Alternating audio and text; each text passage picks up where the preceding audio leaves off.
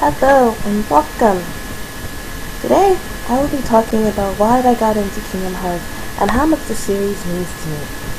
Let's begin with how I got into the series when I was a little girl.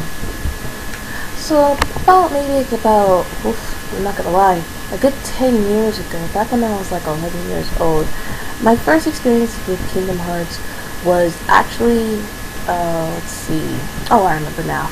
The boy that liked me, when I was in 5th grade, wanted to give me something for my birthday.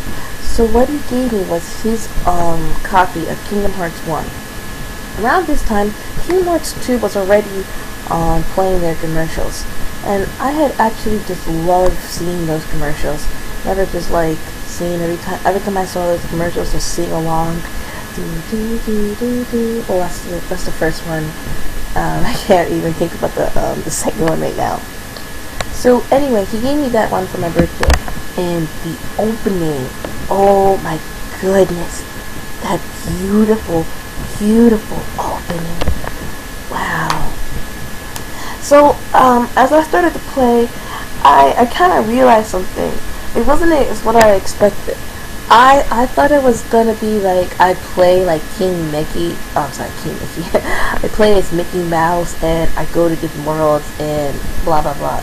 I already had a bad experience with another Disney game. I think it was The Bug's Life. It's a Bug's Life Disney. I think it's Pixar, but I think Pixar is also Disney. Anyway, with Bug's Life, I didn't really have a great experience, so I never wanted to play a Disney game again. But with Kingdom Hearts, it really just, it was amazing. The sound, the storyline, the characters. It was just really cool to see how this story progressed. So I was actually a stupid child. I really thought that this game was going to be about just more merchandise for Kingdom Hearts for Disney movies, and it was for a time. But you know what, Kingdom Hearts it really just it brings out a whole different story. And what I liked about it was that it taught me a couple of things. Well, for one thing, during my childhood, if you can believe this, but I wasn't the most popular kid in the most popular kid in school, so I actually had no friends up until like high school.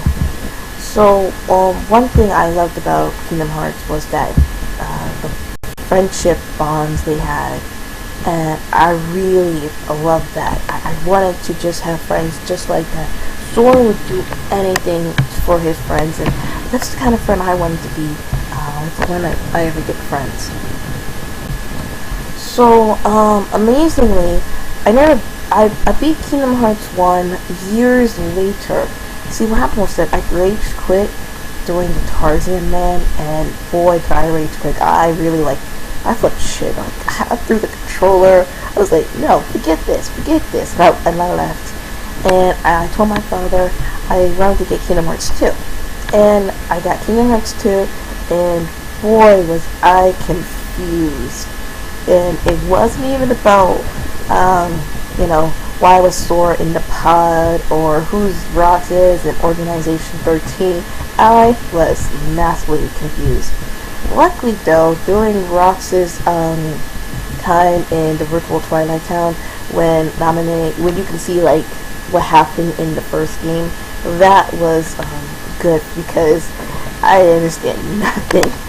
I was like, okay, good thing they're showing what happened in Kingdom Hearts 1. And one thing I really liked about Kingdom Hearts 2 was that I actually shed a tear for the first time while playing the video game. When Roxas returned to Sora, oh my goodness, I cried. I literally cried.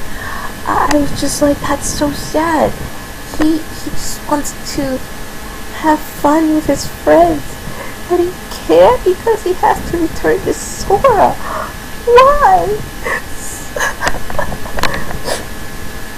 And that would be the first many cry attempts I had. I cried when I thought Goofy was dead. I cried when Sora reunited with Kairi. Okay, I really cried when Sora reunited with Riku. Forget Kairi, that was the most awkward hug I've ever seen. I cried when, okay, I can't remember the other times I cried. So, that was the beginning. Now that I played Kingdom Hearts 2 and I beat it, I wanted to get more into the story. So one day when I was out with my father, I saw Kingdom Hearts Chain of Memories, and I was like, yo, I never knew there was a game for the Game Boy, and I got it, and it was awesome. Though playing with cards was not particularly fun, I have to admit, it was interesting, and it was a lot of fun to see. I was really happy to play as Riku, most of all. Like, when I was done with that game, I was like, oh boy, that was a good game. And all of a sudden, Riku, before I got into Roxas, Riku was my favorite character. Now he's sort of, I don't know, bit of I went to the darkness, and now I am for shame, for shame. Yeah, he's one of those characters. Roxas, by all means, my favorite character. Anyway, I beat Chain of Memories. And with that, I was determined to beat Kingdom Hearts 1. I went back to play the game, and I still rage quit. I rage quit really hard. I almost broke my TV because I threw the controller. I don't have anger problems. I just have angry. I was in Monstro, and I was just like, fuck this shit. I threw the controller at the TV. Nearly broke it too. Anyway, I went out and I bought a Game Shark, and I finally beat Kingdom Hearts 1. And with that, my Kingdom Hearts fandom began. I think the first time my Kingdom Hearts fandom began was when Chain of Memories came out, and saved up all my money. No, was that a birthday gift? No, that was a Christmas gift. No, I saved up all my money to get a DS so I could play 358/2Ds, which actually is my favorite storyline. Yeah, not as gameplay wise, but storyline. Kingdom Hearts Chain of Memories was amazing to me. I loved it. It was just wow. I once again I cried. Of course, you know a certain character's death, but Kingdom Hearts 358/2Ds was the best, and I got intel on Roxas's life and the organization, and Benny BB. I felt closer to him. So enough about how the characters, how the characters mean to me. One thing I want to say is that I think I will always be a Kingdom Hearts fan, from now and forever. And because it taught me so many lessons, I can probably rant on about how many lessons it taught me, but we may be here all night. I can connect with the characters. The characters really just speak to me, and one thing what I liked about is Ross's story, and I think he has the saddest story in all of Kingdom Hearts.